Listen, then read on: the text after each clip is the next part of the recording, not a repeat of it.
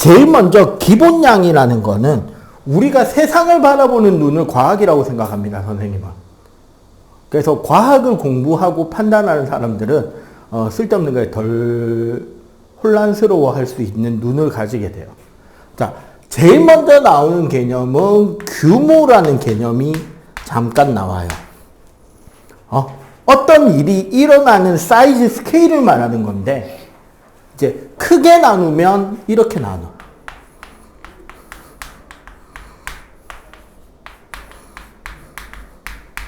거시적인 세계와 미시적인 세계. 요 거시적이라는 거는 그 크기의 개념으로는, 공간적인 개념으로는 우리 눈에 보일 만큼 큰 공간.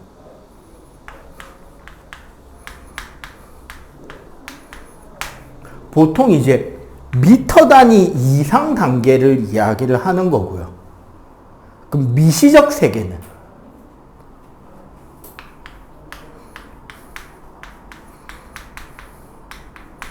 보통 마이크로미터 이하 쪽을 보통 미시적이라고 그래요. 마이크로미터만 돼도 10의 마이너스 6승미터입니다. 그러니까 1000분의 1mm?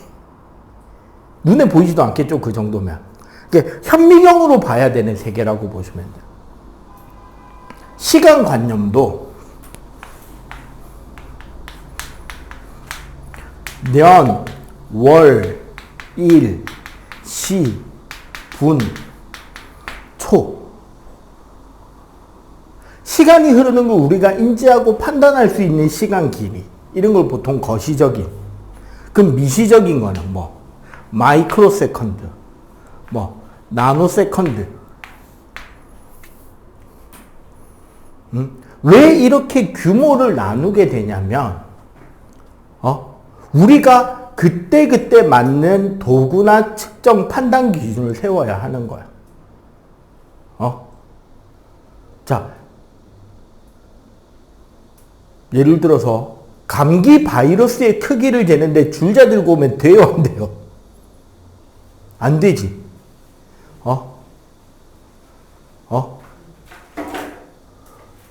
아니면 울산바위 관측하고 싶은데 현미경 들고 오면 돼야 안 돼?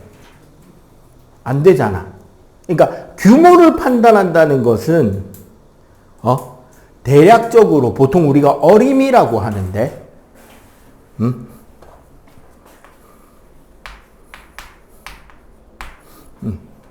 우리가 직관이나 이런 걸 이용해서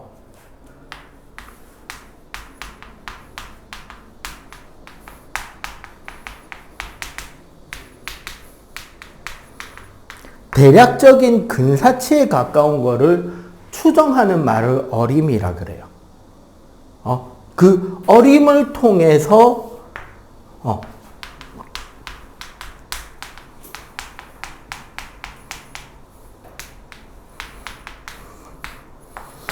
규모에 맞는 단위값, 그리고 그 단위값을 측정할 수 있는 도구를 선택할 수 있는 눈을 길러야 한다라는 거지. 제일 첫 번째 챕터, 과학의 기본량에서 나오는 이 개념들이 여기에 속하는 거예요. 과거에는 기술이 부족했잖아.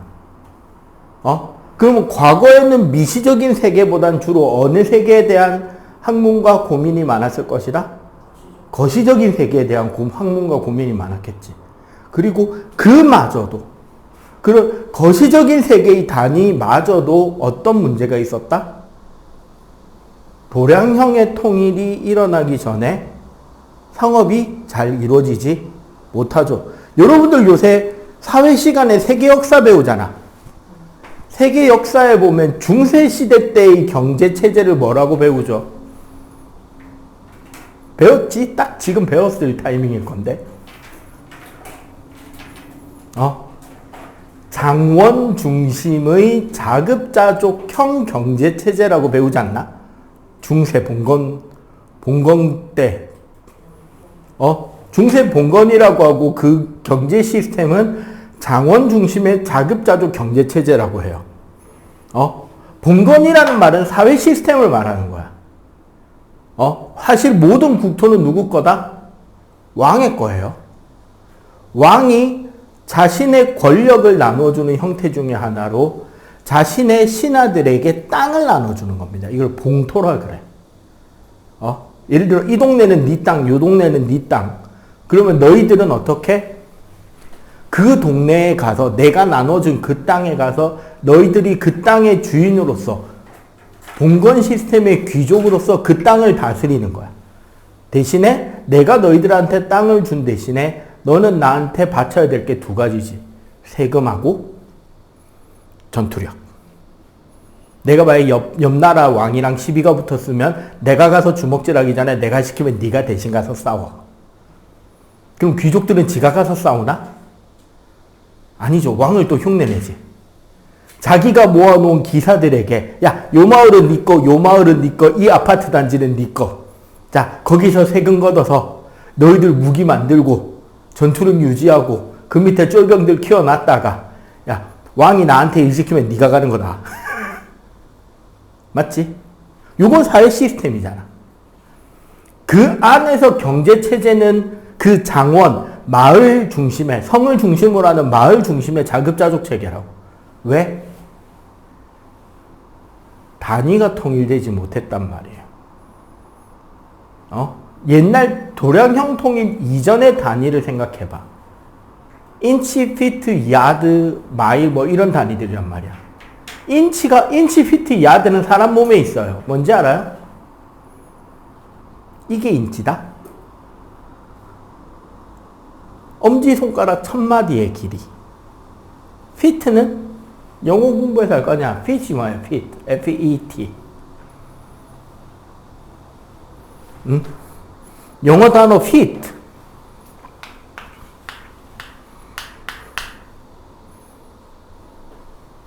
뭐일 것 같아, 이거? 발이죠, 발. 발의 복수, 풋의 복수. 그러니까, 여러분들 어릴 때 뭔가 길이 같은 거 잴 때, 이런 거 하지 않아서 신발로 하나, 둘, 셋, 넷. 이게 피트 재는 거예요. 야드는 한 팔 길이에요, 한 팔 길이. 팔을 옆으로 쭉 뻗었을 때, 코끝에서 엄지손가락 끝까지 요 길이. 근데 문제는 이게 누구 사이즈 기준이다? 그 마을 영주 기준이에요. 그럼 문제가 뭐야? 마을마다 영주가 다르잖아. 마을마다 영주가 다르면 마을마다 단위가 다르죠. 그러면 장사가 돼? 장사가 안 되지. 감당이 안 되지, 그 단위들을. 그래서 문제가 되는 거예요. 그러니까 다른 마을하고 장사를 할 수가 없으니까 뭐 할 수밖에 없어. 마을 단위로 모든 걸 혼자서 생산해서 그 마을 안에서 처리를 해야 됐잖아. 응? 요런 것들이 나오는 거고. 자, 그 다음에 이제 우리 과학에서 중요한 거 SI 단위라는 게 나옵니다. 1단원은 한 30분 안쪽으로 빠르게 내용만 가볍게 훑어주고 바로 빅뱅 들어갈 거예요. 자, 12쪽을 넘겨보면 SI 단위, 기본량이라는 단위 개념이 나와요.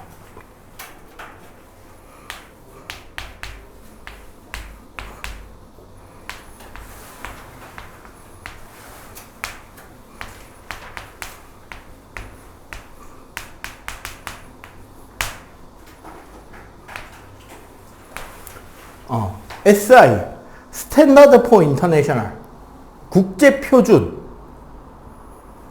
뜻입니다. 이제 무슨 소리냐면요.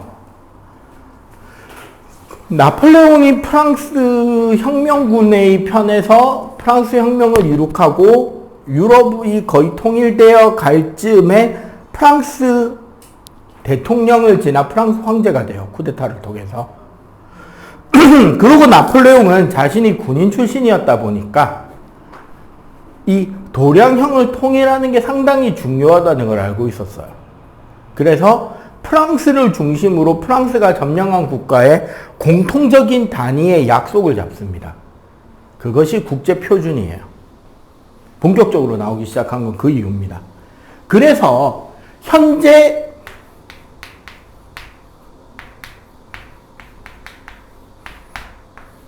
기본 단위가 7개가 있어.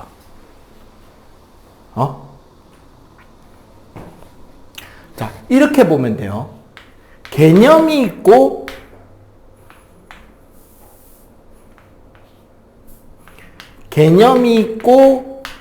그 개념을 쓰는 기호가 있고 단위가 있어요. 개념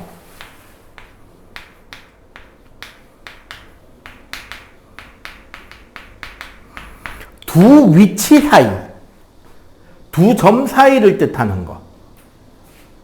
기호, 이동거리 S, 길이 L, 높이 H, 반지름 R, 두께 D, 좌표상의 위치 X, Y, Z. 맞지?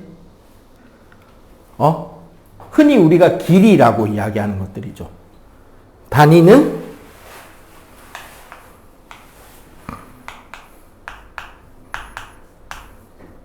미터. 우리가 그래서 미터법이라고 그러잖아요. 그 다음에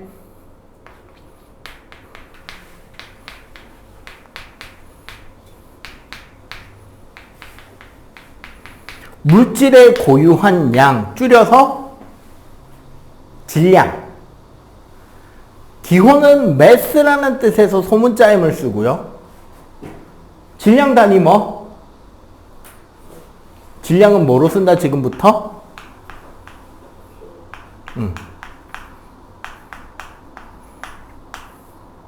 킬로그램이 기본입니다. 그 다음에 순간에서 순간까지, 어떤 시각에서 시각까지, 이거를 우리는 뭐라 그러죠? 시간이라 그러죠. 소문자 T를 쓰는 게 기본이고요. 기호로는. 단위는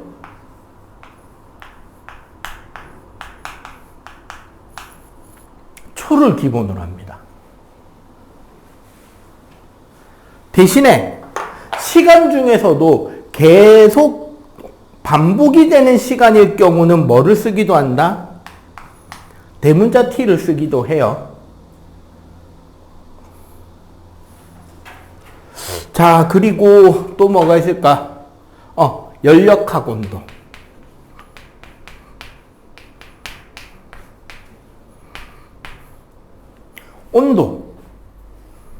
온도는 템퍼레처라는 뜻에서 대문자 T를 기호로 쓰고요.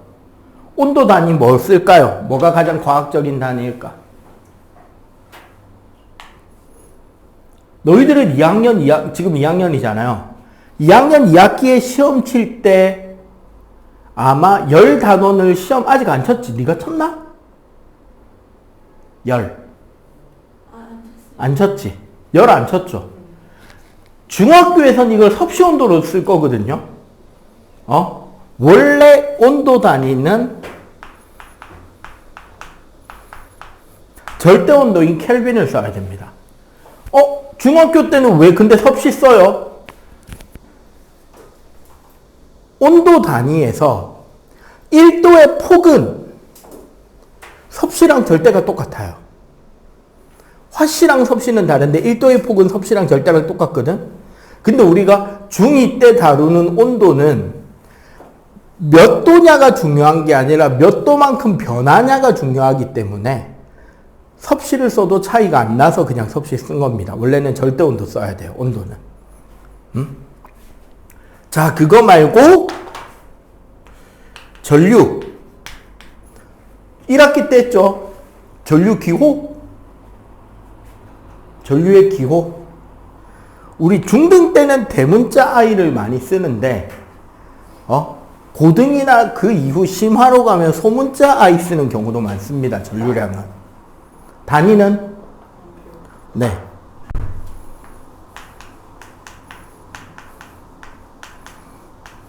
하나, 둘, 셋, 넷, 다섯. 그 다음에 혹시 화학 선행 조금이라도 해본 사람? 고등화학. 둘 다 안 해봤죠?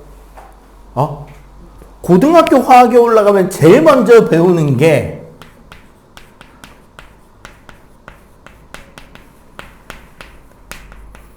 물질의 양, 개수 단위를 배웁니다. 넘버라는 뜻에서 소문자 n을 기준으로 하고 그 단위는 몰이라는 단위를 써요. 몰이라는 단위는 이렇게 생각하면 돼요. 그냥 묶음 단위야.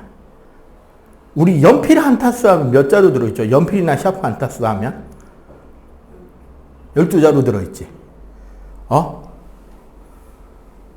그런 식으로 묶어놓네. 계란 한 판 큰 거 몇 알? 이것 때문에 나이를 몇 판이냐로 이야기도 하기도 하는데 선생님이 지금 한 판 반이거든. 30알. 뭐 이렇게 묶어서 우리가 계산을 하잖아요. 숫자가 커질 때. 몰도 그렇게 생각하면 되는 단위예요. 그리고 우리 책에 보면 광도라 그래서 칸델라라는 단위가 하나 더 있거든요. 일부러 안 적었습니다. 공간이 없어서 안 적은 거 아니고요. 왜 안 적었냐? 솔직하게 저도 단 한 번도 못 써봤습니다. 내가 못 써봤다는 소리는 뭐다? 내가 본격적으로 과학 공부를 진짜 엄청나게 달린 게 선생님이 여러분들 나이대예요. 지금 15인가? 선생님이 지금 46이니까 한 30년째 과학 공부하고 있는데 30년 동안 단 한 번도 써본 적이 없어요. 광도는. 그 말은 뭐다? 여러분도 아주 특별한 전공이 아닌 다음에야 광도를 배울 일이 있다 없다? 없다. 그러니까 생각하고 넘어갑시다. 하나라도 덜 배우면 좋잖아, 안 그래? 자, 그리고 여기 재밌는 특징이 있죠. 자, 소문자인데 켈빈하고 암페어는 대문자지. 차이가 뭔지 알아요, 혹시? 왜 어떤 건 단위가 소문자고 어떤 건 단위가 대문자인가?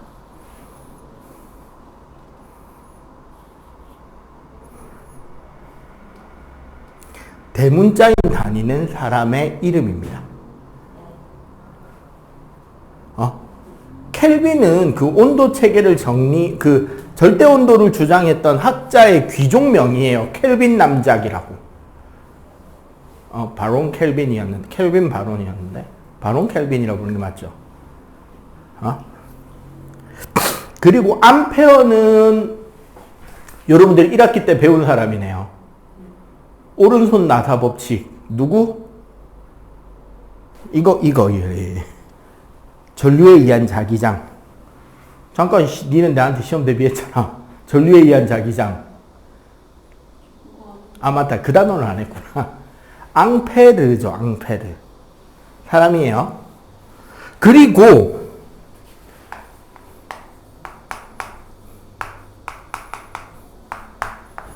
유도단위라는 게 있어요. 유도단위는 뭐냐면 이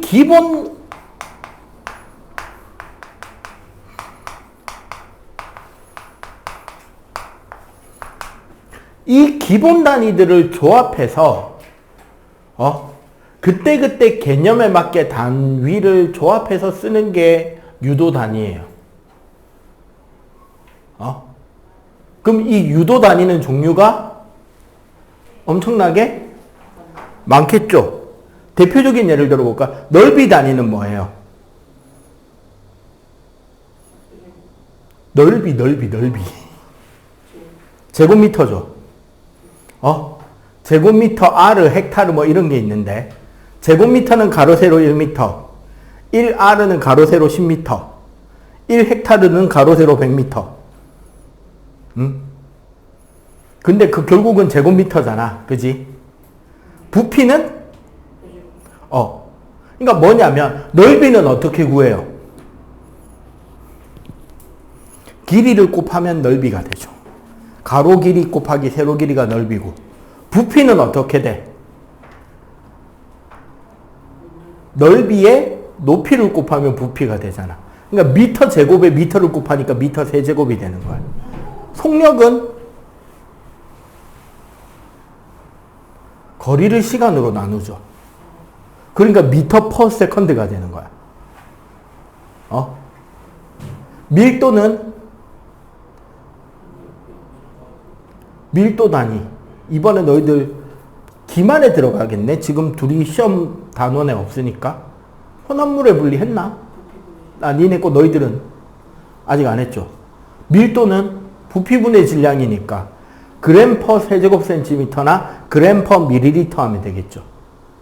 그런 것들이 전부 다 뭐다? 유도 단위다. 뭐 미터 제곱, 미터 세제곱, 미터 퍼 세컨드, 그램 퍼 세제곱센티미터. 그리고 여기에 하나 더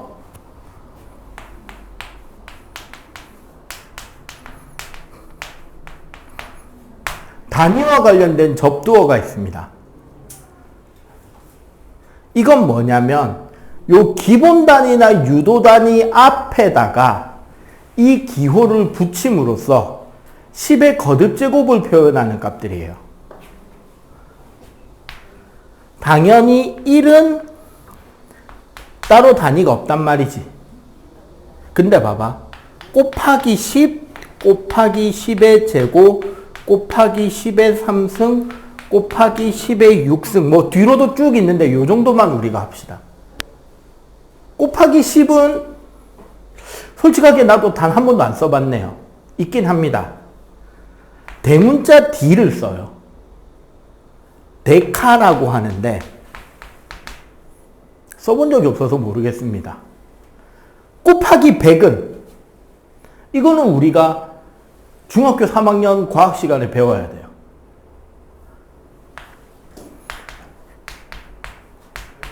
헥토라는 단위가 있습니다. 접두어. 우리 날씨 이런 거 할 때 유명 헥토파스칼이라는 단위 쓰잖아. 헥토파스칼이라는 뜻이 100파스칼이라는 소리예요. 곱하기 10의 3승은 이건 알 텐데 심지어 저기에 적혀도 있어요. 이미 소문자 K 뭐라 부른다? 킬로. 그러니까 1000m가 뭐가 되죠? 1km지. 1000g은 1kg이잖아. 그럼 킬로의 뜻이 뭔지 알겠죠? 10의 6승이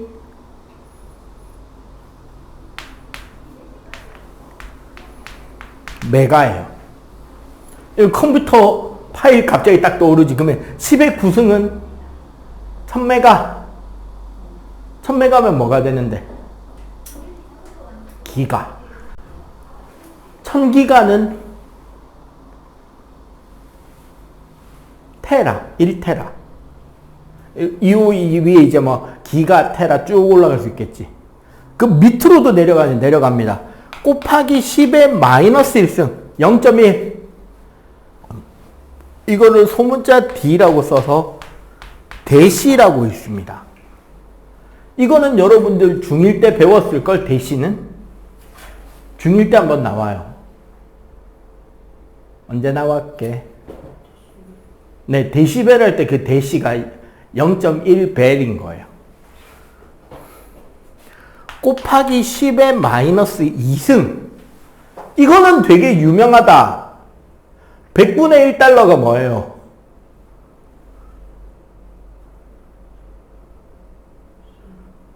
네. 센트죠. 1센트. 100센트가 1달러잖아요. 혹은 1유로거나. 그래서 그 센티라는 개념이 100분의 1이라는 뜻이고요. 곱하기 10의 마이너스 3승 1000분의 1이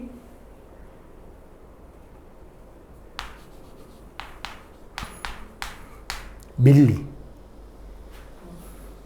곱하기 10의 6승. 예, 서양 놈들이 대가리가 나빠가지고 네 자리를 못 외워. 그래서 세 자리 단위로 끊어서 가요. 10의 마이너스 6승 마이크로. 근데 요 밑에 단위는 미시적이 돼버리는 거죠. 요 위로를 보통 거시적으로 보고. 그래서 이런 것들을 조합해서 우리가 원하는 규모에 맞게 적당한 다양한 단위들을 가지고 이야기를 하고요. 과거에는 우리가, 근데 문제는 이제 이런 것들도 처음에는 다 단위를 물체로 만들어서 줬어요. 미터 원기라 그래서 X자 모양으로 생긴 금속 합금 막대기도 줬어. 길이 한 요만한 거. 이걸 전 세계에 나눠줬단 말이에요. 프랑스에서. 자, 우리 지금부터 요 막대기 길이를 1m라고 합시다. 근데 그 1m라는 거를 약속은 어떻게 했냐면, 북극에서 적도까지 최단 거리의 1000만분의 1. 지구 전체 둘레가 4만 킬로미터거든. 그러면 북극에서 적도까지면 10,000 킬로미터잖아.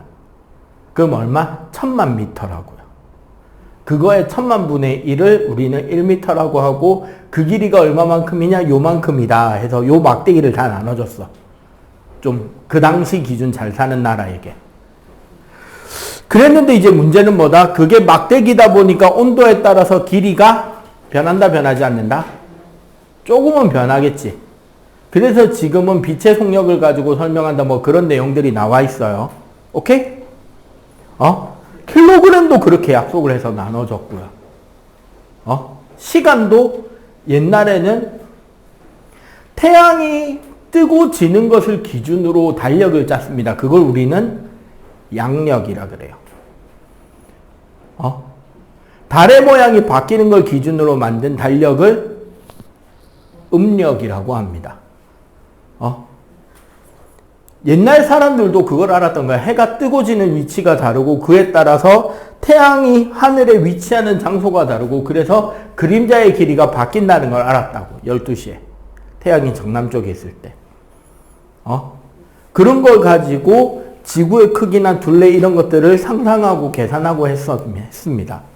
그리고 그 1년을 12달로, 한 달을 평균 30일 정도로 그렇게 쪼개서 현재 우리가 쓰고 있는 달력이 나왔고, 정확하게 딱 그 시간이 나눠 떨어지는 게 아니다 보니까 윤년이 생기죠.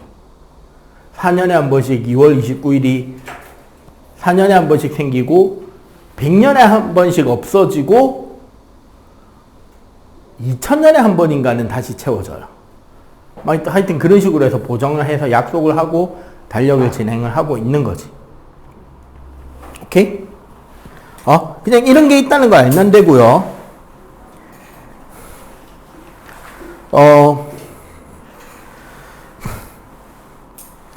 19쪽에 뭐 측정에 대한 게 나오고 20쪽에 신호정보 나오는데, 요거는 하나 좀 간단하게 좀 배웁시다. 신호정보에서.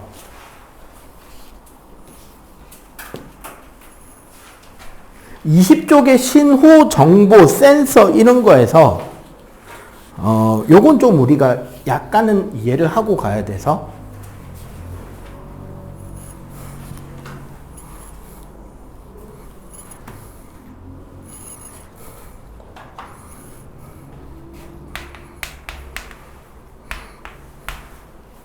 자, 신호라는 것은, 자, 지금 20쪽 잠깐만 봐주세요.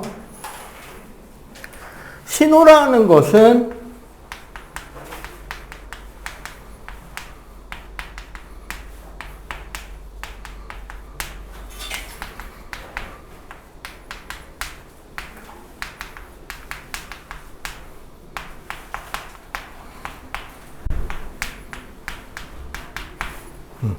자연계에서 일어날 수 있는 각종 어떤 변화들이 그 변화에 적합한 센서에 감지되는 것을 우리는 신호라고 해요.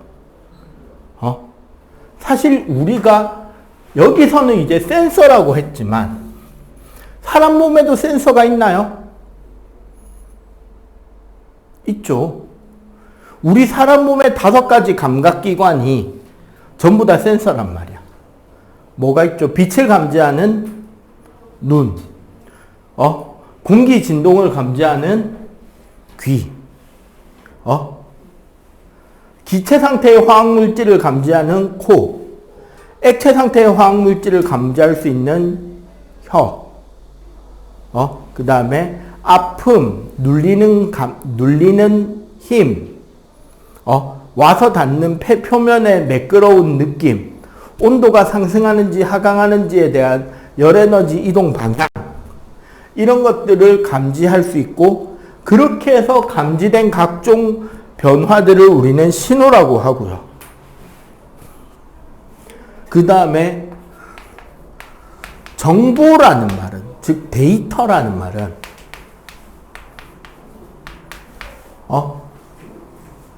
신호들을 분석해서 유용하게 쓸 수 있게 한 게 정보예요.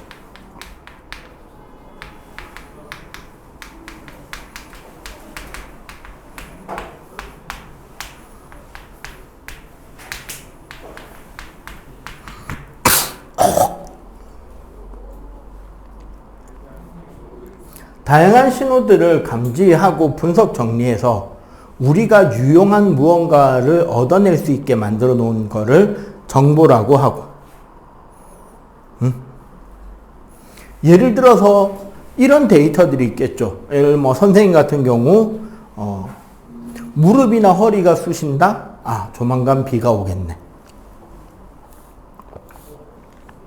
그 보통 할아버지 할머니들 많이 하시는 이야기잖아요. 그건 뭐다? 무릎이나 허리 관절이 안 좋은 사람들은 이게 이제 관절 사이에 있는 연골이라는 조직이 압력에 따라 좀 더 삐져나가기도 하고, 그 삐져나간 조직이 허리 척수신경을 건드리면 그쪽이 아프거나 저리거나 한 통증을 느낍니다. 그러면 압력이 변한다라는 신호를 아픔 통증이라고 하는 센서를 통해서 우리가 습득하고 기존에 우리가 가지고 있던 정보를 통해서 가공할 수 있죠. 예전에도 무릎이 되게 쑤셨었는데 그 다음날 비 왔다. 근데 오늘 그때랑 똑같이 아프다. 오늘 저녁 내일 비 오겠네. 요걸 우리는 그거라 그럽니다. 자, 문제는 이 신호 중에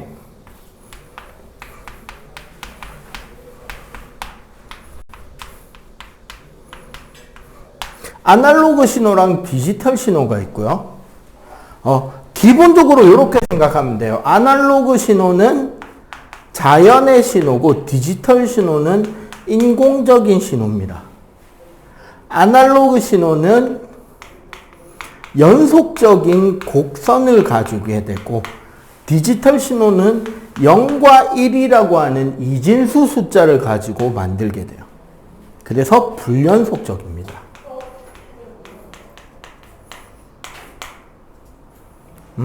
그래서 전체적으로 보면 아날로그의 용량이 훨씬 커요.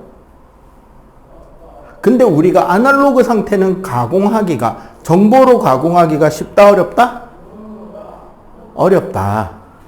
그래서 우리는 아날로그를 디지털로 변환해서 가공해서 우리가 쓰게 될 텐데, 이 과정에서는 뭐가 된다? 데이터 손실이 생길 수 있다. 하지만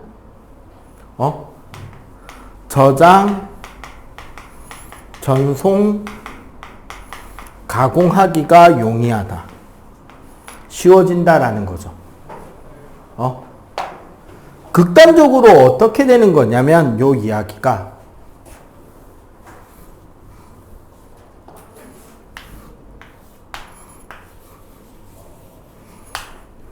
이런 식의 어떤 아날로그적 신호가 있다고 쳐요. 곡선이니까 아날로그겠지.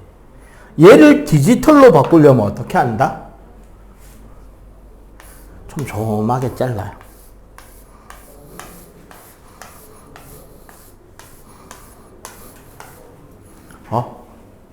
그래 놓고 각 그 순간순간의 점의 위치가 나오겠죠?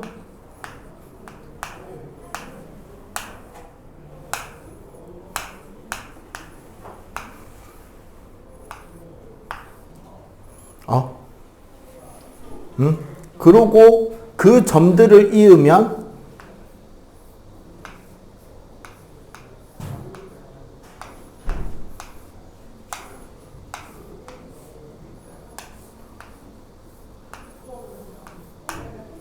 대략 비슷한 정보는 나오죠. 그런데 일치하지 않는 부분들의 변화가 일부 보인다, 그지? 그래서 어떻게 된다? 데이터 손실이나 데이터 왜곡 현상이 만들어질 수도 있다. 그럼 이걸 덜 일어나게 하려면 어떻게 하면 되는데? 아날로그 신호를 디지털로 바꿀 때 이런 왜곡이 덜 일어나게 하려면 크게 대답. 그치? 요 나누는 데이터 간격을 어떻게 한다? 훨씬 촘촘하게 가득 채우면 더 정확하게 전달할 수 있겠지. 대신에 그렇게 다 하지 않는 이유는 우리가 디지털 왜 만들었는데?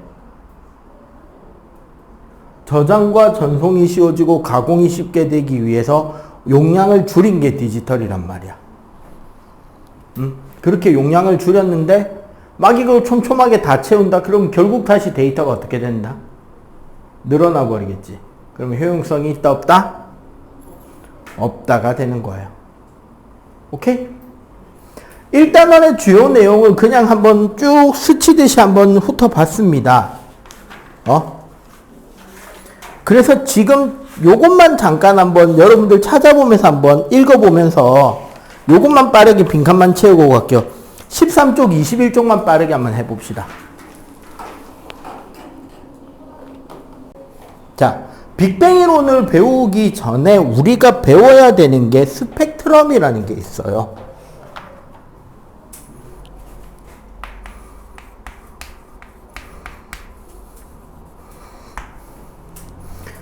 스펙트럼이라는 건 쉽게 말하면 뭐냐면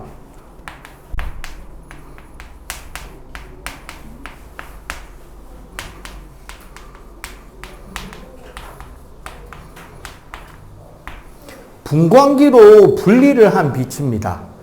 그 중학교 1학년 2학기 과정에서 빛의 합성 배웠죠. 한 위치에서 두 가지 이상의 빛이 동시에 우리 눈에 들어오면 우리는 그 두 빛이 합성된 빛으로 우리가 빛을 보잖아. 그럼 이게 빛이 몇 가지가 동시에 들어왔는지를 확인하려면 어떻게 하면 되느냐? 프리즘을 통해서 빛을 통과시키잖아요. 그럼 어떻게 되느냐? 프리즘을 통해서 빛을 통과시키는데 우리가 소위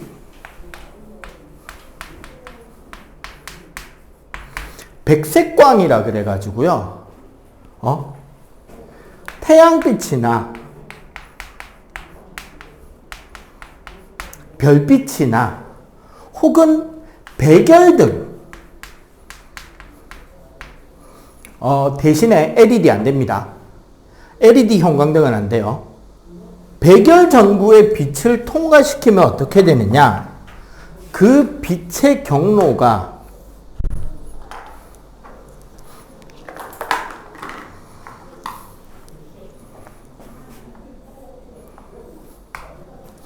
색깔에 따라서 굴절되는 정도가 달라요. 흔히들 이제 제일 위에 뭐부터? 빨강부터 맨 밑에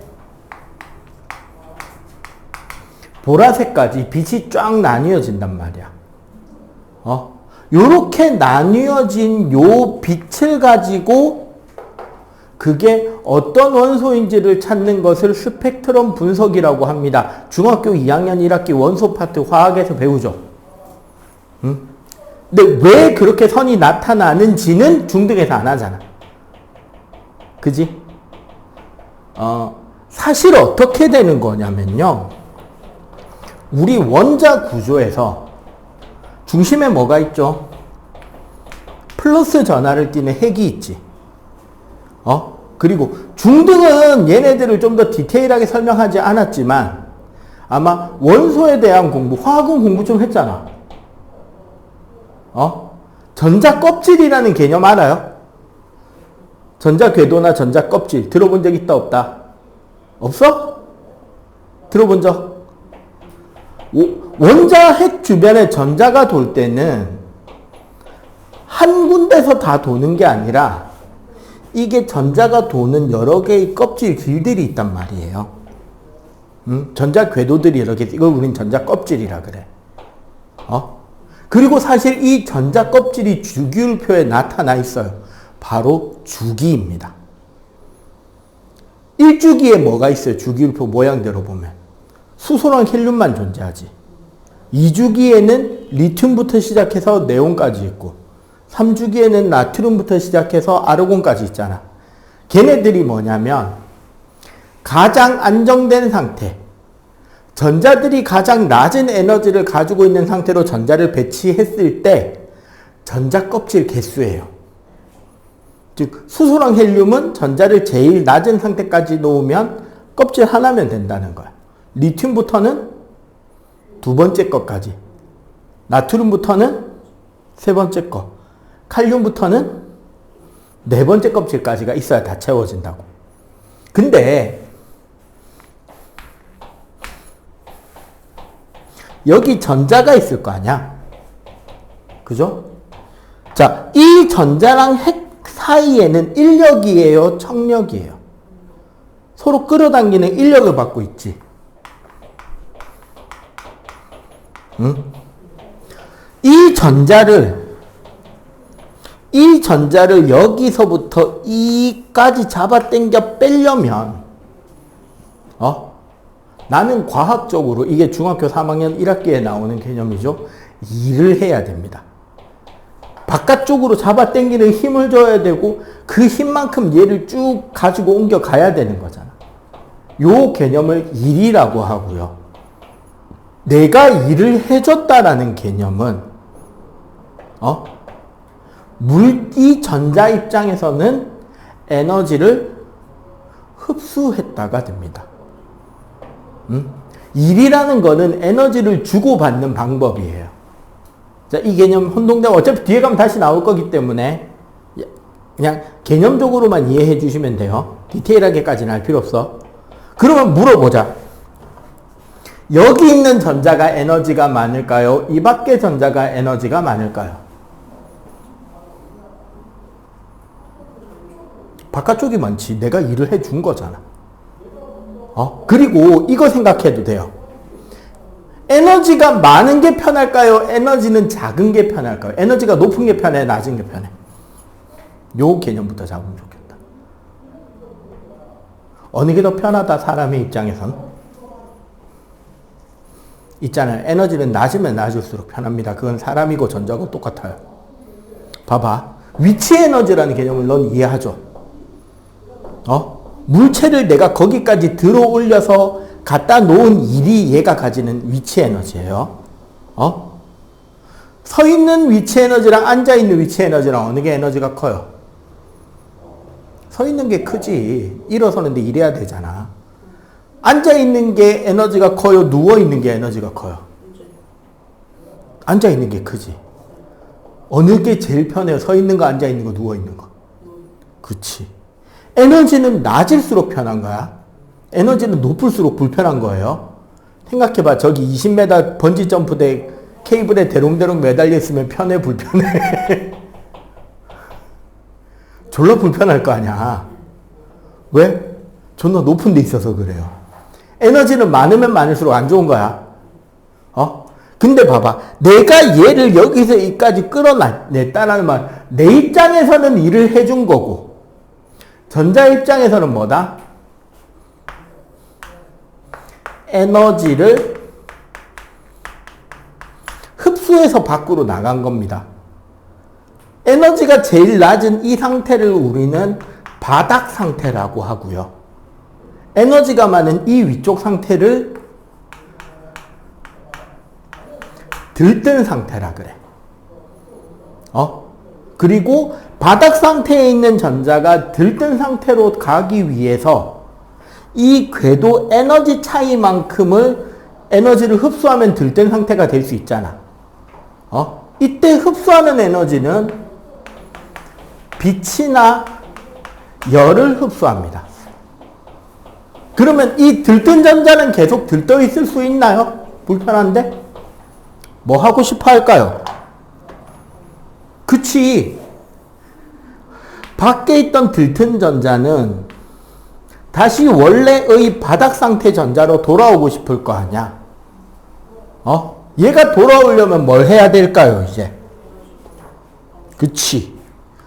요 에너지 차이만큼 에너지를 방출하면서 돌아올 수 있단 말이야. 요렇게 에너지를 방출하면서 돌아오는데 이 방출하는 에너지는 온전히 뭐만 방출할 수 있느냐? 빛으로 방출합니다. 빛으로 방출을 하는데 그 방출하는 에너지 차이 역시 궤도의 에너지 차이만큼을 방출한다는 거예요. 그럼 여기서 이런 생각할 수 있겠네. 여기서 흡수하는 에너지랑 여기서 방출하는 에너지의 크기는 그치. 같은 궤도에서 왔다 갔다 했으니까 흡수한 만큼 방출하면 되겠죠. 그리고 이 에너지의 크기가요. 뭐랑 비례하냐면 진동수랑 비례합니다. 빛의. 혹은 뭐랑 반비례하냐면 파장에 반비례해요. 근데 여기서 이 빛의 진동수나 빛의 파장이라는 말을 한 글자로 표현하면 뭐게? 빛의 파장과 빛의 진동수를 한 글자로 공통적으로 표현할 수 있는 말이 있어요. 바로 색입니다. 자, 그러면 다시 처음으로 돌아가 봅시다. 우리 원자는 핵에 있는 양성자 개수가 원자 번호죠. 그리고 원자는 중성의 원자를 기준으로 할 때 양성자 개수와 전자 개수는 똑같죠. 그리고 여기에 돌고 있는 전자 궤도는 아까 말한 주기 번호가 바닥 상태일 때 껍질의 개수인 거야. 실제로는 7개, 8개 쭉 궤도는 준비되어 있어요. 그 정해진 궤도에서만 전자가 있을 수 있단 말이야. 그러면 같은 원자 안에서도 몇 번에서 몇 번까지 전자가 왔다 갔다 했느냐에 따라서 나오는 에너지의 크기는 같은 원소 안에서도 다르겠죠? 맞지? 1번, 3번이냐, 2번, 3번이냐, 1번, 2번이냐, 2번, 4번이냐, 1번, 4번이냐 되게 많을 거 아니야. 껍질이 많으니까. 같은 원자 안에서도 다른데 원소가 다르면 핵의 전하량이 다르잖아. 전자 궤도 반지름이 다르단 말이에요. 그럼 원소가 바뀌잖아. 그럼 똑같은 껍질에서 왔다 갔다 했을지라도 핵의 전하량이 달라지고 궤도 반지름이 다르니까 한 원소 안에서도 선이 여러 개 나타나는데 심지어 원소가 바뀌면 각 선의 에너지 크기는 같다 다르다? 다 다른 거야. 그럼 어떻게 된다? 원소마다 흡수 방출하는 빛의 뭐가 달라진다? 색이 달라지는 거죠. 원소마다 흡수 방출할 수 있는 색의 가지수, 종류, 위치, 세기가 원소마다 다 다르게 나오는 거야. 그 빛들이 합성돼서 우리 눈에 보였던 게 불꽃 반응색이에요. 빨리노나보카 황바천구주카라던 그거. 주로 금속 원소에서 원소마다 색깔이 다르게 나타났잖아. 그거는 합성된 빛이었던 거야. 그러면 여기서 어떻게 된다? 요 과정에서 우리가 말할 수 있는 거. 원소마다 흡수, 방출하는 에너지의 크기.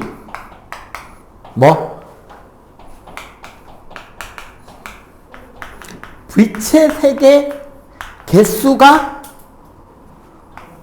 다르죠. 이거를 뭐라고 그런다? 스펙트럼 분석이라고 하는 거야. 이걸 스펙트럼 분석이라고 하는데 문제는 이게 있어요.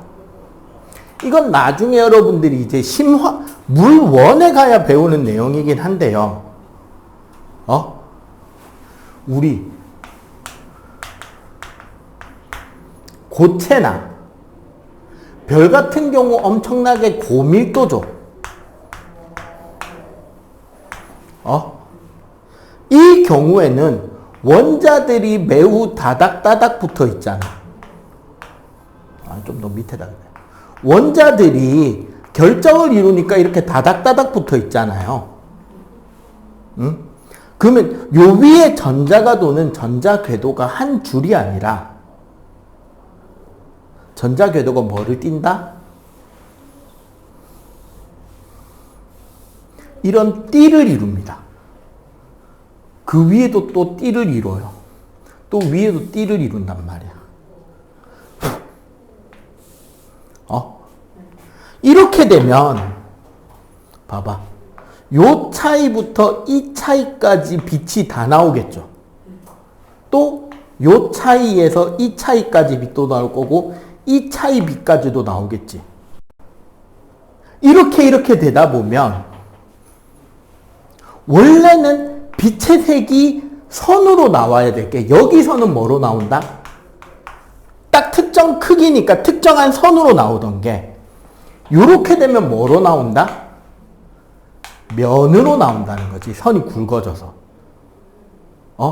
조금 더 큰 에너지, 조금 더 작은 에너지도 가능하니까 점점점 선이 굵어져서 면으로 퍼지겠지. 그러다 보니까 어떻게 된다? 고체나 고밀도는 면으로 나오다 보니까 연속으로 빛이 나오는 거죠. 즉, 아까 우리 여기 봐봐. 태양, 별, 백열 등.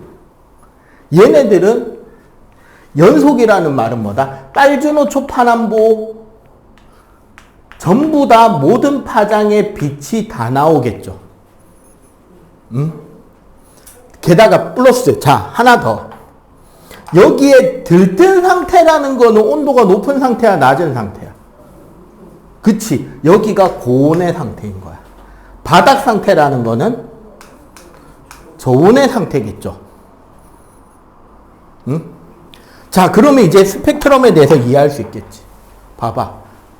고체나 고밀도의 별에서는 전자들의 에너지가 이렇게 띠의 형태의 영역으로 나오니까 연속된 스펙트럼이 나오겠지.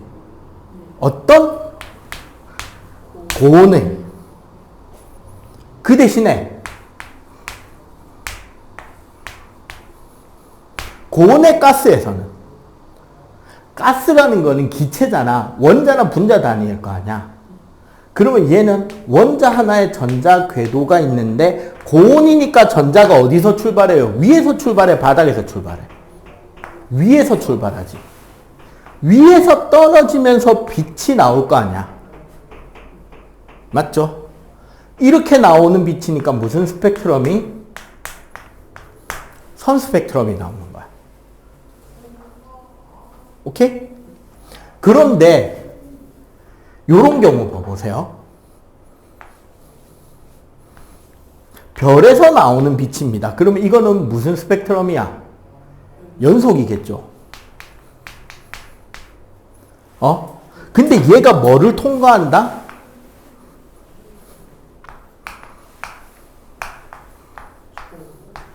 저온의 가스를 통과한다는 말은 무슨 소리다? 지금 이 가스는 원자 핵이 있고 전자 궤도가 있는데 전자가 지금 어디에 있다? 그치. 바닥에 있는 전자가 연속된 빛이 지나가는 과정에서 뭐를 할 수 있다? 흡수를 해버리겠지. 그럼 여기서 나오는 스펙트럼은 어떤 스펙트럼이 나오게 되냐? 원래 빨주노초 파남보 연속 스펙트럼이 나와야 되는데 여기서 흡수당한 빛의 크기가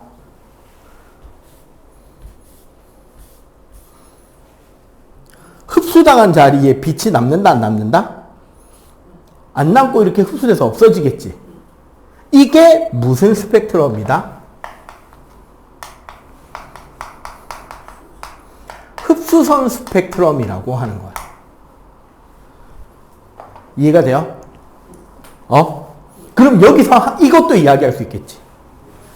여기 선 스펙트럼의 선 위치랑 여기 흡수선 스펙트럼의 선의 위치가 같다는 거 뭐를 의미할 수 있다?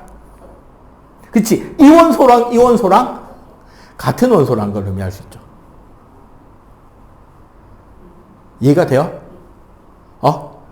고온에서 안정화되면서 내놓는 에너지 크기랑 저온기체가 들뜬 상태가 되기 위해서 흡수돼야 하는 에너지의 크기가 같다는 말은 흡수해야 되는 색깔의 빛이 방출하게 되는 색깔의 빛이 같다인 거야. 그럼 우린 이걸 가지고 뭘 할 수 있느냐? 어차피 뒤에 가서 배우겠지만 자 봐봐. 태양빛은 거의 연속에 가까운 빛이 나온다고 우리는 상상하잖아요. 근데 이 태양빛이 연속이라고 가정을 하고 지표면에서 스펙트럼 찍은 거랑 인공위성에서 스펙트럼 찍은 거랑 차이는 뭐를 알 수 있다? 지구 대기에 무슨 기체 있는지 알 수 있겠죠. 근데 인공위성에서 찍은 빛이 확인해 봤더니 연속인 줄 알았는데 흡수선이 발견돼요. 그럼 그거는 어느 대기가 에너지 흡수했다. 이거 너희들 이번에 너희 시험 봅니다. 어디에도 대기가 있을 수 있다. 태양도 대기가 있죠. 태양빛이 지구에서 재면 태양 대기 영향이 진하게 나타나요. 태양에 보면 너희들 1학기 때 시험 치지 않았나? 체층과 코로나가 있다고 배웠잖아요. 체층과 코로나에 무슨 원소가 어느 비율로 있는지를 지구 인공위성에서 찍은 스펙트럼을 보면 알 수가 있겠죠.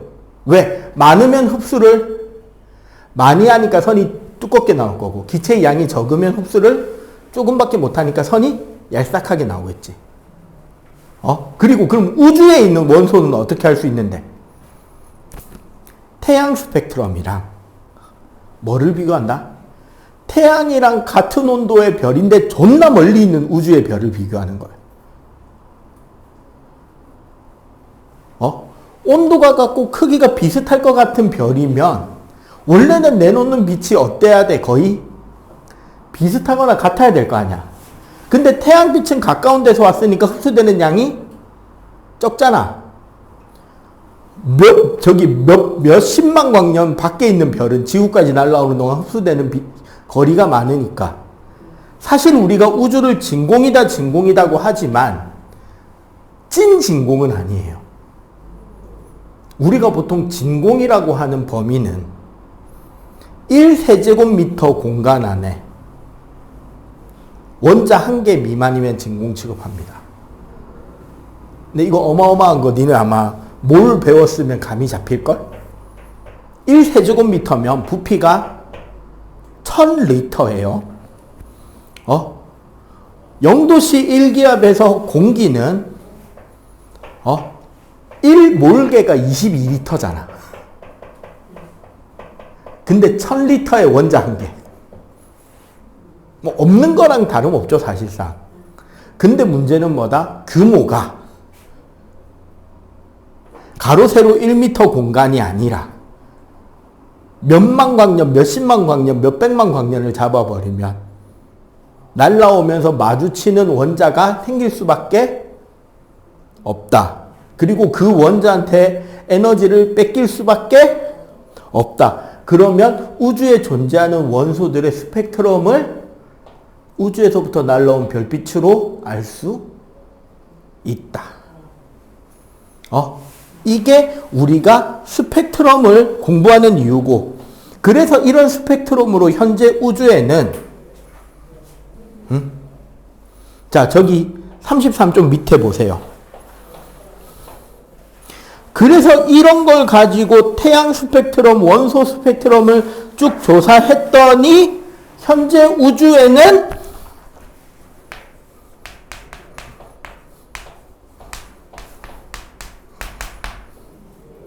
수소, 헬륨,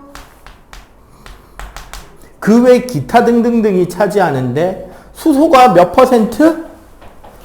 질량이 74%, 헬륨이 24%.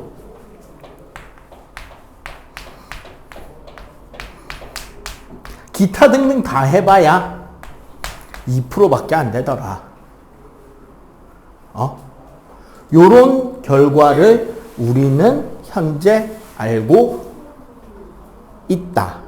일단 인간이 알 수 있는 범위 하에서는 이 정도라고 우리는 알고 있다. 그런데 어떻게 이렇게 됐느냐를 배우는 게 빅뱅 우주론. 이제 다음 이제 잠깐 요 문제 풀고 계속 이어서 배울 내용입니다. 지금 빨리 34쪽 풀어보고 빅뱅에 대한 개념, 빅뱅이 어떻게 일어나고 현재까지 어떤 과정을 거쳤는지까지 오늘 배울게요. 이제 여기서 논쟁이 시작이 됩니다.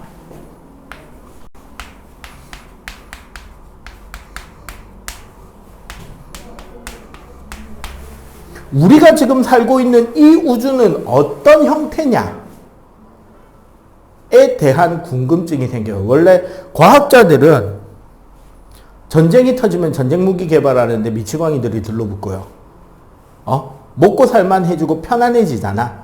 그러면은 근본이나 근원 어떻게 시작했는지 우리가 알지 못하는 그런 것들에 대한 탐구의 상상의 나래를 펼칩니다. 그 시작에서 나온 게 바로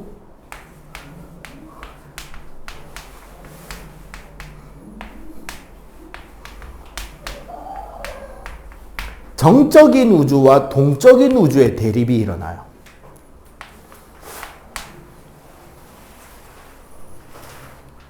요거는 우리 책에 없어요. 정적 우주와 동적 우주 이야기는 없어요. 정적 우주는 아인슈타인이 주장합니다. 무슨 소리냐?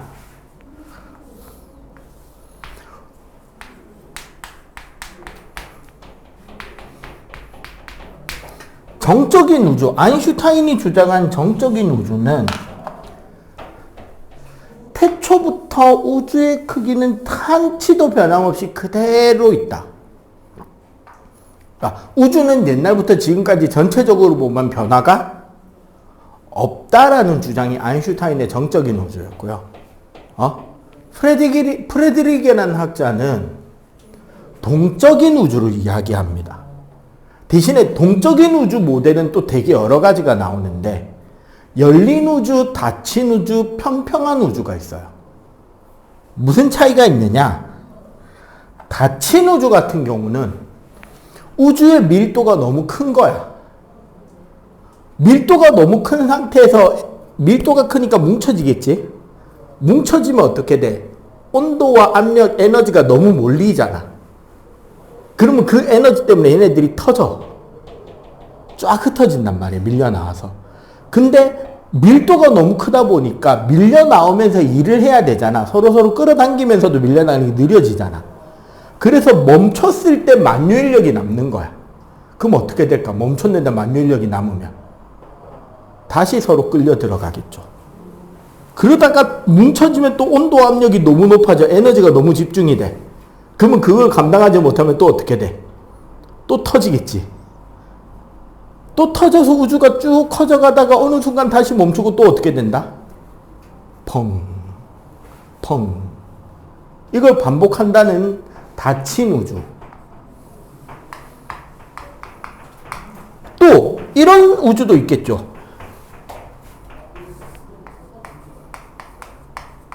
밀도가 너무 적은 거예요. 우주의 밀도가.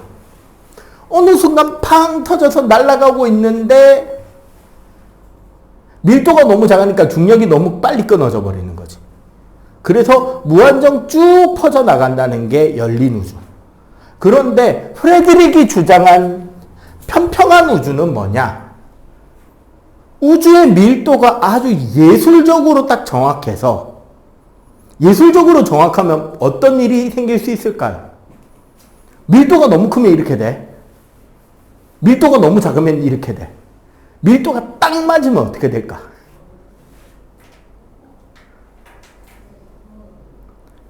이 정적인 우주에 무한 근접해가는 우주가 될 수 있는 거예요. 요거를 우리는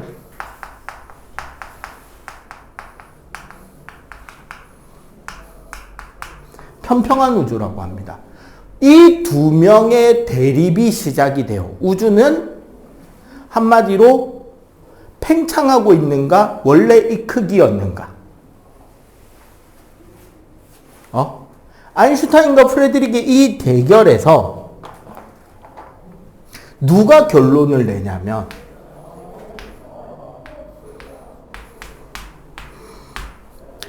허블이 결과를 내버립니다.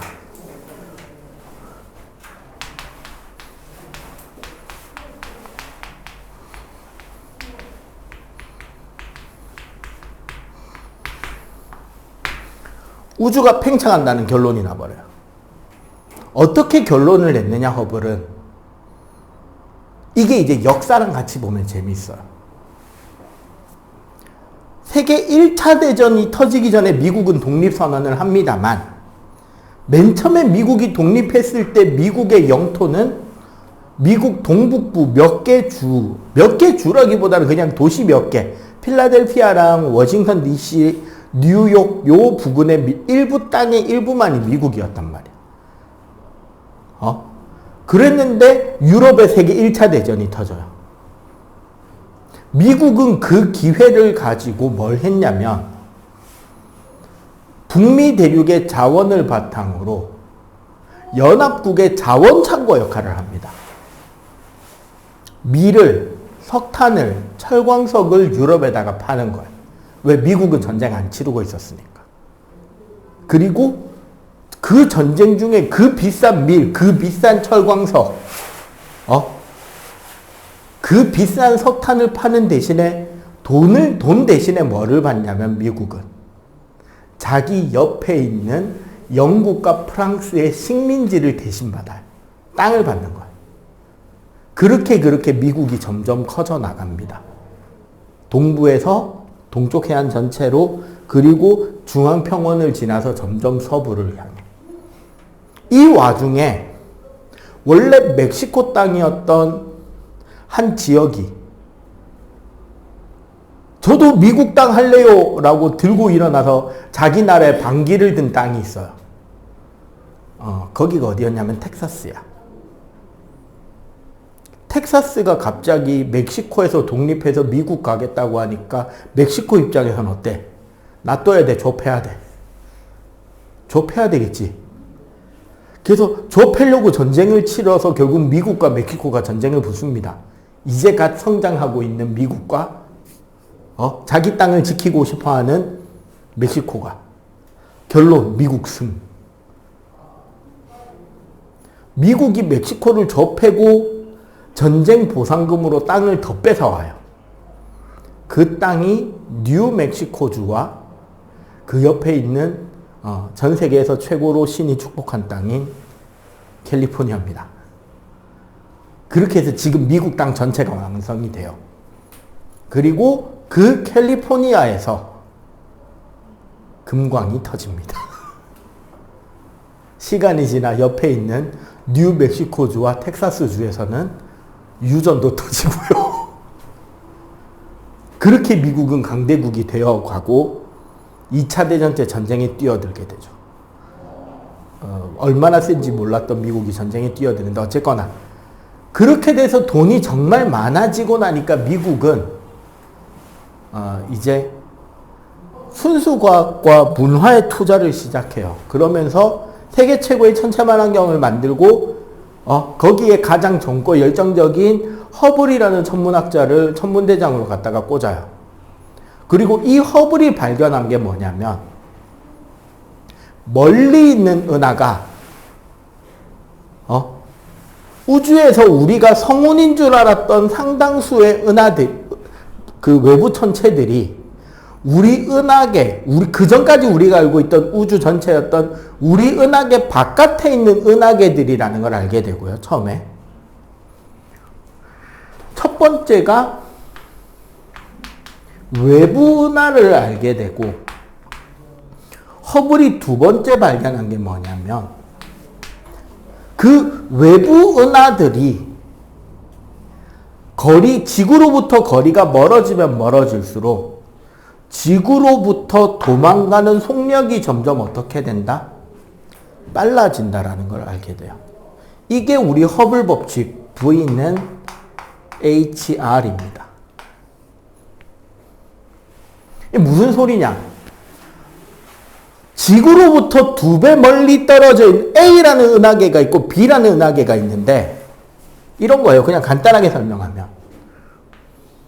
우리 지구가 있고 거리 R 떨어져 있는 어떤 은하나 별이 있고 거리가 2R 떨어져 있는 어떤 별이 있어. 얘가 지구로부터 멀어지는 속력이 V라면 거리가 2R 떨어져 있는 이 별이 지구로부터 멀어지는 속력은 2V가 된다는 소리예요. 근데 이 운동을 생각해 봐봐. 그러면 관측자가 여기 있다면 어떻게 되느냐? 얘가 멀어지는 속력도 V, 얘가 멀어지는 상대 속도도 V가 되겠지. 그러면 얘가 관측자면 얘가 멀어지는 속도가 V로 보일 거 아니야. 그러면 얘가 멀어지는 속도는 2V로 보이겠지. 맞지? 이게 성립되려면 어떤 설명밖에 설명을 못한다? 별이 위치하고 있는 공간 자체가 늘어나야 돼. 우주 자체가 점점점 팽창하고 있어야 돼. 그러면 나한테서 2배 멀리 있는 은하가 2배 빨리 멀어진다는 게 설명이 돼요. 허블이 이 우주가 팽창한다라는 이 허블 법칙을 발견함에 따라 둘 중에 누구 말이 맞다? 동적인 우주. 프리드먼의 프리드릭이란다. 프리드먼. 여기가 아인슈타인인데 프리드먼의 동적인 우주, 특히 평평한 우주가 더 정확한 설명이라는 결론에 도달해요. 이게 1차 논쟁이었어. 그러고 나면 그 다음 논쟁은 뭐 가지고 싸워야 될까? 일단 우주는 팽창하는 게 확정이 났으니까. 어떻게가 되는 거죠. 우주는 어떻게 팽창하느냐.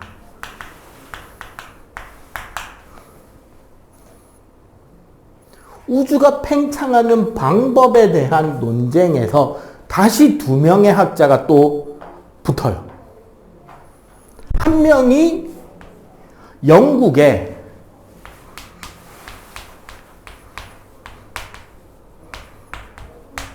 프레드 호일이라는 학자가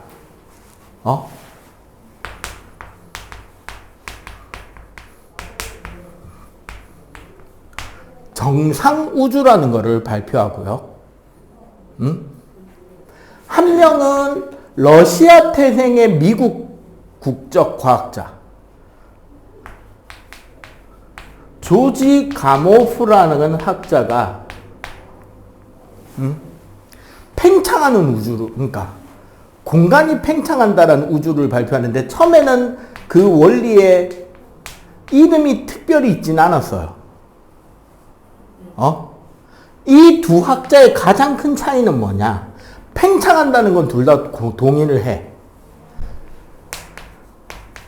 우주가 창조되는 게 프레드 호일의 정상 우주는 연속적으로 창조가 되고 가모프의 우주는 한순간에 창조가 끝났다라는 거야. 그 가운데서 호일은 연속적으로 하기 때문에 질량이 계속 우주 전체의 질량이 계속 증가할 수밖에 없고 가모프의 우주는 한순간에 창조가 됐기 때문에 그 뒤부터 질량이 늘어나지 않는다는 거죠. 그렇게 되면 어떻게 되느냐? 밀도가 우주 전체의 밀도를 따졌을 때 가모프의 우주는 일정하다라고 생각했고 프레드 호일은 일정하다고 생각했고, 가모프의 우주는 참고로 통과에서는 가모프 우주만 배웁니다. 근데 학교 선생님이 설명해 줄 수도 있고, 이걸 비교하고 알아야 다른 원리나 이런 것들을 공부를 할 수 있으니까 설명을 같이 해주는 거예요.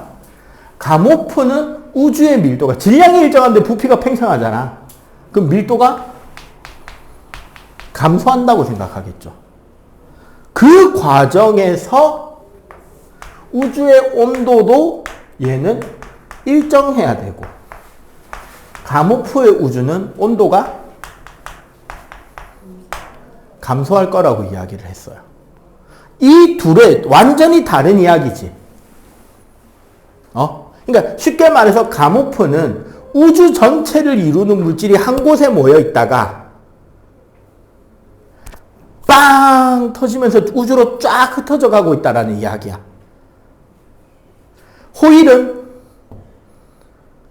우주가 있고, 지금도 우주 어딘가 구석구석에서는 끊임없이 우주들이 만들어져 가고, 우주가 만들어진 만큼 밀려서 팽창한다라는 설명인 거지.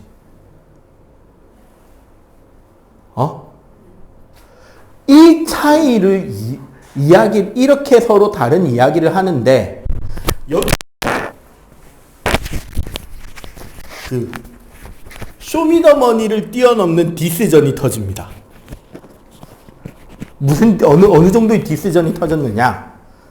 조지 가모프가 영국의 가장 유명한 방송국 이름이 뭐예요? 브리티시 브로드캐스트 채널, BBC죠. BBC 채널 라디오 인터뷰에 나와서 방송에다 대고 뭐라고 해버리냐면, 명사와의 대담, 되게 뛰어난 학자를 불러서 요즘에 어떤 연구가 진행되고 있고 최신 그 부분의 연구 트렌드는 이런 거다라는 것을 발표하고 이야기할 수 있는 이런 인터뷰 방송에서 프레드 호일이 그 방송에 나와서 뭐라고 때려버리냐면, 우주가 최초로 우주가 팽창한다라는 것이 최근 연구로 밝혀진 사실이고, 팽창하는 과정에 어떤 변화가 일어나고 있느냐에 대해서 현재 학계에서는 많이 주목하고 있다. 그래서 나는 지금 이렇다고 생각을 하는데, 저기 미국에 있는 어떤 학자는 이 우주가 마치 한순간에 엄청난 큰 폭발로 우주가 창조됐다라고 주장을 하고 있는데, 내 생각엔 그 사람 머릿속에 아주 중요한 무언가가 어처구니 없는 큰 폭발에 터져나간 게 아닌가 걱정된다. 그 사람 대가리 속에 뭔가 뻥 하고 터진 것 같다라고 놀리든 한마디를 던져요. 막판에 조크랍시고.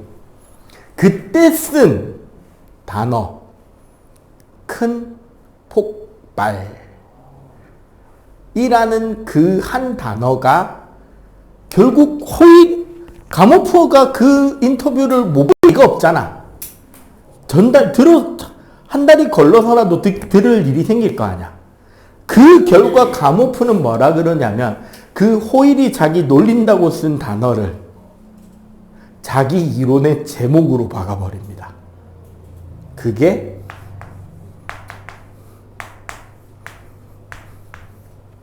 빅뱅이에요. 우주가 아주 커다란 폭발로 창조했다라거든. 그 당시 과학계에서는 상당히 생소할 수밖에 없는 이야기죠.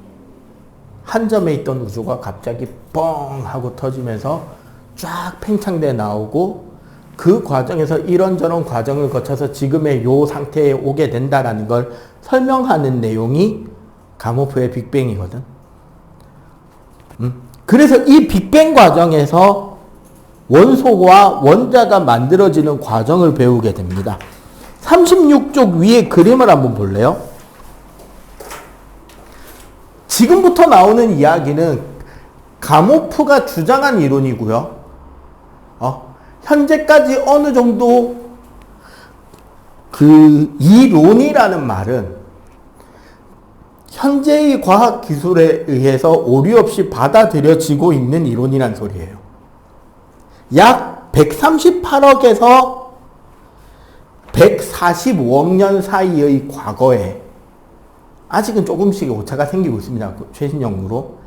우주는 아주 작은, 원자보다 작은 한 점에서부터 어처구니 없는 큰 폭발을 통해서 우주가 창조됩니다.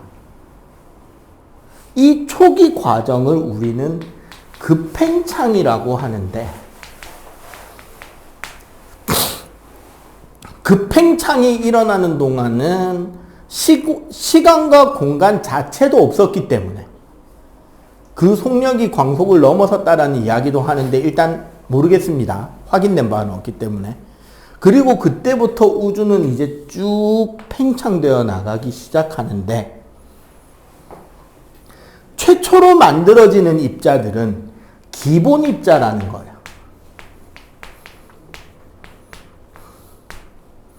이 기본 입자라는 거에는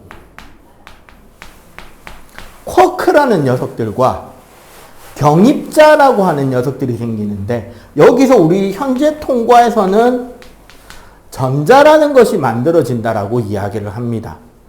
원래는 쿼크도 6개, 전자도 6개예요. 쿼크는 뭐가 있었냐면 위아래, 그러니까 업, 다운, 그 다음에 매력적이고 야릇한, 참 스트레인지, 그리고 꼭대기와 바닥이라는 이름의 탑, 바텀 해서 6개의 쿼크가 만들어집니다. 다 외울 필요 없고 2개만 배우면 됩니다. 뭐와 뭐가 만들어진다? 업과 다운이 생겨요. 위아래. 업 쿼크와 다운 쿼크가 생기고, 그 다음에 전자 쿼크들보다 훨씬 작고 가벼운 입자들을 경입자라 그래요. 렙톤이라고 하는데, 이 렙톤도 6가지입니다.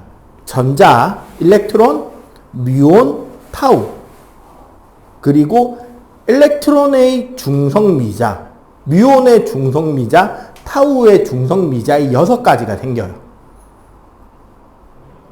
옛날에는 다 배웠는데 지금은 그거 다 쌩까고 그냥 전자가 이때 태어났다라고 생각하면 됩니다. 그러니까 최초로 에너지가 물질이 되고 물질이 에너지로 되는 이 과정에서 쿼크와 전자가 태어납니다. 요게 여기는 지금 시간이 안 나와 있는데, 시간이 나와 있는 게 아마 저 뒤에 어디 추가로 있을 텐데, 저기 39쪽 보면 좀 더 자세히 나와 있네요. 10의 마이너스 35승초입니다.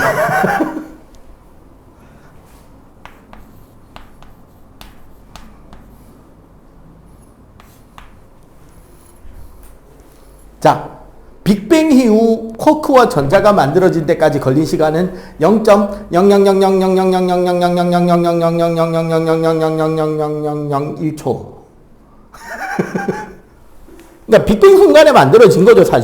0.00000000000000000000000000000000000000000000000000000000000000000000000000000000000000000000000000000000000000000000000000000000000000000000000000000000000000000000000000000000000000000000000000000000000000000000000000000000000000000000000000000000000000000000000 그리고 그때 온도가 10의 27승 켈빈.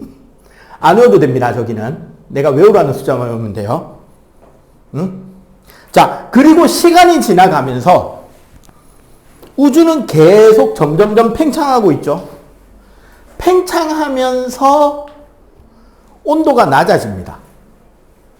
그래서 두 번째 10의 마이너스 6승초, 여기 시간은 조금 외워놓을 필요가 있어요. 100만 분의 1초가 되었을 때 업 쿼크 2개에 다운 쿼크가 하나로 붙는 입자가 생기고, 업 쿼크 하나에 다운 쿼크 2개가 붙는 입자가 하나 생깁니다. 근데 있잖아, 전자는 우리가 마이너스 1이잖아요, 전하량이. 업 쿼크는 플러스 3분의 2였고요. 다운 쿼크는 마이너스 3분의 1이었거든. 그러면 업 2개, 다운 하나 하면 계산하면 얼마 나와? 플러스 1이 되죠. 얘가 뭐다? 양성자가 되는 거예요. 그럼 업 하나에 다운 2개 합치면 네. 얘가 0이 되죠. 그럼 얘는 뭐가 될까? 네. 얘가 중성자인 거야. 그리고 전자는 여전히 전자죠. 즉 100만 분의 1초가 될 때 양성자, 중성자가 100만 분의 1초에 만들어집니다. 아직까지 전자가 채워져 있죠, 우주에는. 자, 맨 처음에는 양성자와 중성자의 비율이 1대1, 보통 우리는 처음에는 8대8이라고 이야기를 해요. 근데 우주가 점점 식어가면서 무슨 일이 생기냐면 양성자와 중성자도 서로 바뀌어요. 이거를 베타 붕괴라고 하는데 나중에 핵물리학 가면 배웁니다. 베타 붕괴는 뭐냐면 중성자가 양성자와 전자와 아까 말한 전자의 중성미자로 쪼개지는 게 붕괴고, 얘네들이 합쳐져서 다시 중성자로 가는 게 베타 합성이에요. 근데 우주가 점점 팽창하고 있죠. 팽창하는 동안 온도가 어떻게 된다고 생각했다? 가모프는 식고 있다고 가면 온도가 낮아질 때는 흡열 반응이 잘 일어날까요? 발열 반응이 잘 일어날까요? 주변이 차가워지는데 열을 흡수하기가 쉬워, 방출하기가 쉬워? 방출이 쉽겠죠. 주변이 추워지니까. 주변이 뜨거워지면 흡열이 쉬워지는데 주변이 차가워져 가니까 방출이 쉽겠지. 근데 이 과정에서 이쪽이 방출 과정이야. 그럼 시간이 지날수록 어떻게 된다? 중성자의 개수는 줄어들고 양성자의 개수가 늘어납니다. 그래서 8대8이던 게 14대2까지 변해가요. 요렇게 해서 3분이 됩니다. 이렇게 해서 우주 빅뱅 이후 3분쯤 되면 무슨 일이 생기느냐? 자, 지금 우주에는 이제 어떻게 됐다? 3분 직전에 양성자 14개, 중성자 2개가 남았죠. 맞지? 우주가 식어서. 그 중에 12개의 수소 원자 핵과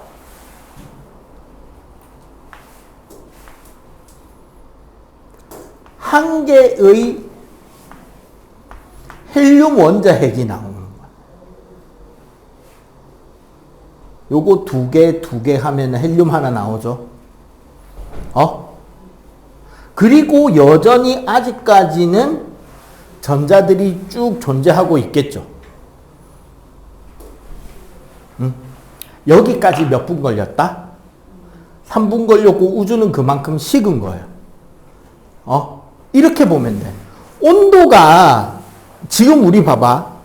고체가 있죠. 고체의 온도를 올리면 어떻게 돼요? 결합이 좀 풀어져서 액체가 되지. 액체의 온도를 더 올리면 이 분자간 인력이 더 약해져서 기체가 되죠. 기체의 온도를 더 올리면 분자가 깨져서 원자가 됩니다. 원자에서 온도를 더 올리면 핵이랑 전자가 분리돼 버려요. 핵 따로 놀고 전자 따로 놀게 된단 말이야. 요 단계를 우리는 플라즈마라고 합니다. 거기서 열을 더 가하면 원자 핵 따로 전자 따로 노는 데서 열을 더 가하면 어떻게 되느냐? 양성자와 중성자가 분리돼서 놀아요. 거기서 열을 더 가할 수 있다면 양성자, 중성자가 쿼크로 놀겠지. 계속 열을 가하는 게 결국 뭐야? 타임머신인 거지. 과거의 모습을 볼 수 있는 거야. 그러면 우주가 식어가면서 결국 어떻게 된다? 입자와 입자를 결합시키는 힘들이 더 크게 작용할 수 있게 되고, 그래서 차곡차곡 뭉쳐져 가는 거야. 근데 누가? 가모프가 생각한 우주 변화 모델에서는 가상의 현실인, 가상으로 생각을 한 거지, 이론적으로 계산하고. 3분쯤 되니까 온도가 이만큼 식어서 수소 원자핵 12개랑 헬륨 원자핵 1개가 생기더라. 개수비가 몇 대 몇이다? 12대 1이지. 근데 있잖아요. 질량비는 수소 하나 질량 1이잖아. 양성자 1개니까. 헬륨은 양성자 2개, 중성자 2개니까 질량이 4짜리란 말이에요. 그러니까 개수비는 12대 1인데 질량비가 3대 1이 되더라는 거지. 그러고 나서 최종적으로 여기는 시간하고 온도를 다 외워야 돼요. 38만 년. 빅뱅 이후 38만 년이 되고 이때 우주의 온도는 3000 켈빈까지 떨어집니다. 이때 무슨 일이 일어나느냐? 수소의 전자가 수소 원자핵의 전자가 붙어서 수소 원자가 되고요. 헬륨 원자핵의 전자가 붙어서 헬륨 원자가 됩니다. 문제는 요렇게 되면서 우주가 투명해져 버려요. 응? 원래 여러분들 금속은 빛을 반사하잖아요. 광택이 있잖아. 맞지? 왜 저 광택이 나냐면 금속 표면에서 움직이는 자유전자들이 외부에서 들어오는 빛을 자기가 머금었다가 자기 고유 진동수에 맞춰서 빛을 뱉어요. 근데 이 과정이 0.0000 몇 초 만에 일어나기 때문에 우리는 그냥 빛이 반사되는 걸로 보이는 거야. 빛을 머금었다가 뱉는다고. 그 과정에서 금속 고유의 광택이 나, 빛이 난다는 거지. 근데 이 시점 38만 년이 되기 전에는 전자가 원자 부근에만 잡혀 있거나 금속 표면에만 잡혀 있는 게 아니라 어떻게 돼 있었다?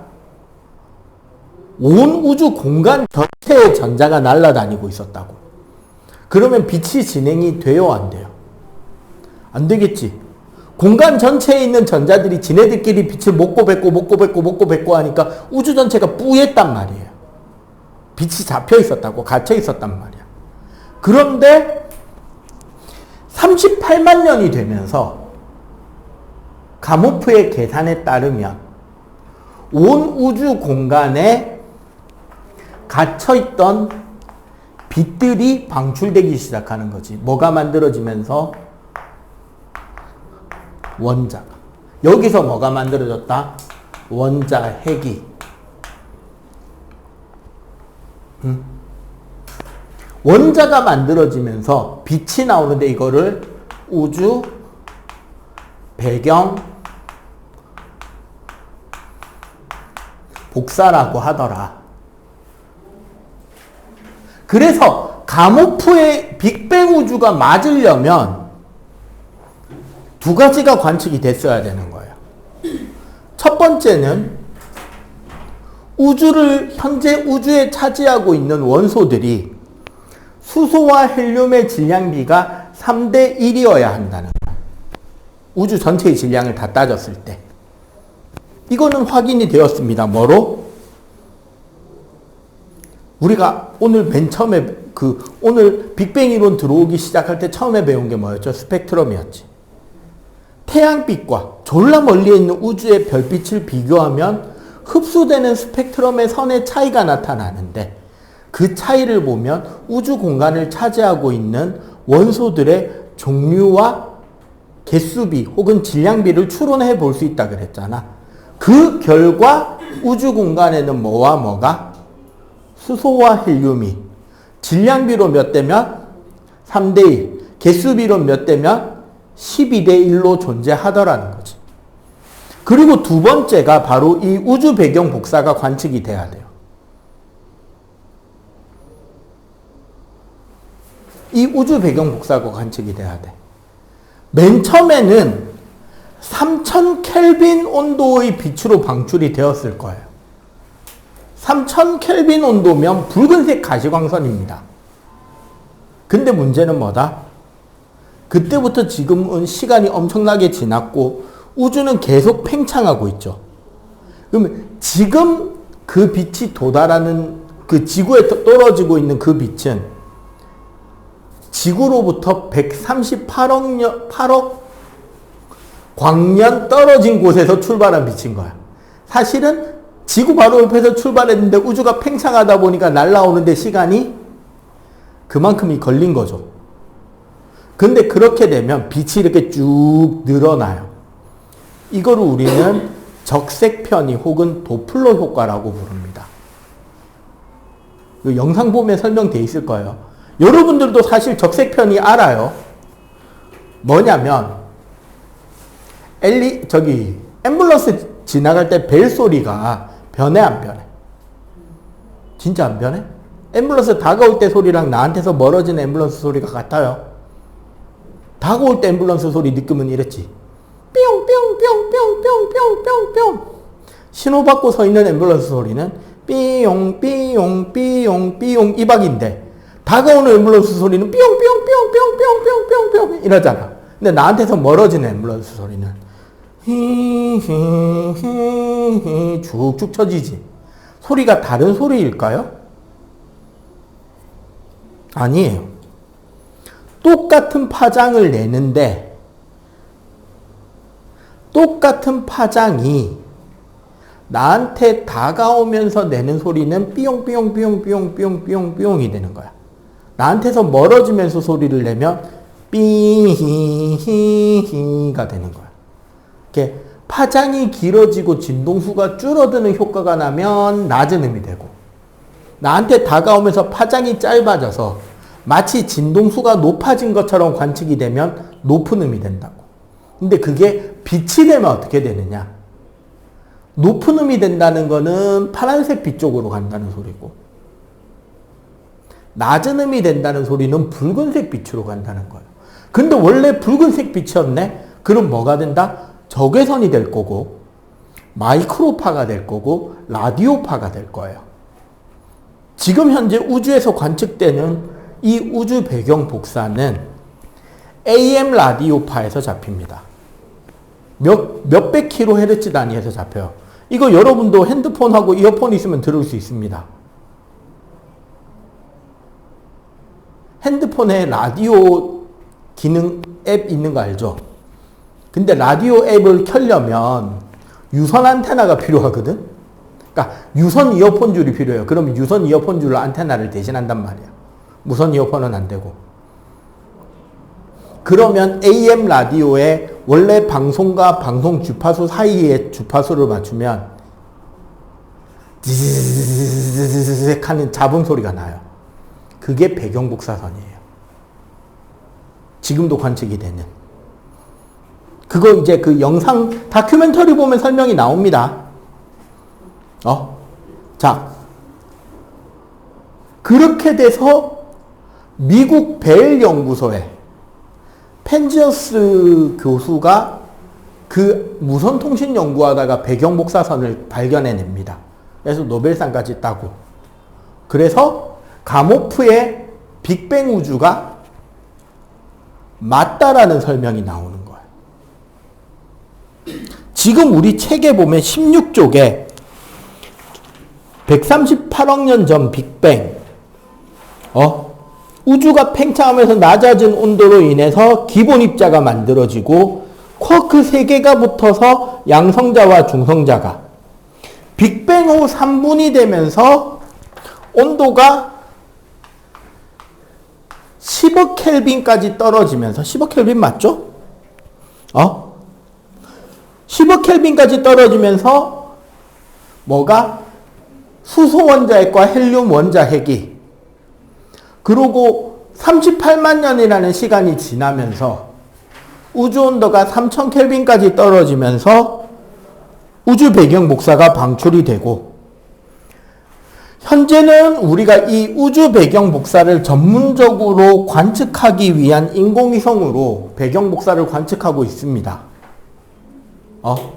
맨 처음에 코비 위성, 그 다음에 WMAP 위성, 그 다음에는 지금은 플랑크 위성이라는 위성이 화성궤도 밖에 나가서 관측하고 있어요. 그러면서 저 밑에 저기 37쪽 밑에 저 배경 복사 지도를 찾아냅니다. 약 3켈빈에 해당하는데 0. 몇 켈빈의 온도 차이가 나요. 그리고 저 0. 몇 켈빈의 온도 차는 뭐를 의미하느냐? 빅뱅 이후로 최초로 만들어진 우주의 밀도 차이를 말합니다. 아까 여기서도 언급이 좀 됐죠? 밀도랑 온도가 상당히 어떻다? 연관성이 있다. 즉 우주 배경 복사선의 온도가 조금이라도 높은 우주는 거기에 은하가, 우주가, 별이, 물질이 좀 더 많고 온도가 낮은 곳은 좀 텅 빈 공간을 보고 있는 거라는. 그래서 다큐멘터리 보면 끝에 그 우주 거대 구조라고 이렇게 나비 넥타이 비슷한 우주 모형 있잖아. 그게 저 지도를 투영해서 만들어낸 거예요. 거꾸로. 그래서 이렇게 우주가 어떻게 창조되고 어떤 순서대로 물질 원소들이 만들어졌는지에 대한 이야기가 오늘 첫 시간 수업 내용 빅뱅 우주론입니다. 빅뱅 우주론을 되게 이제 이렇게 우주가 창조되고 이렇게 최초로 원자와 원소가 만들어졌고 우리 원자 구조에서 뭐 전자 껍질이나 이런 이야기를 좀 했습니다. 지금 뭐 하냐면 38쪽, 39쪽, 38쪽하고 39쪽에 지금 Q1, Q2 문제가 있죠? 여기 한번 풀어보세요.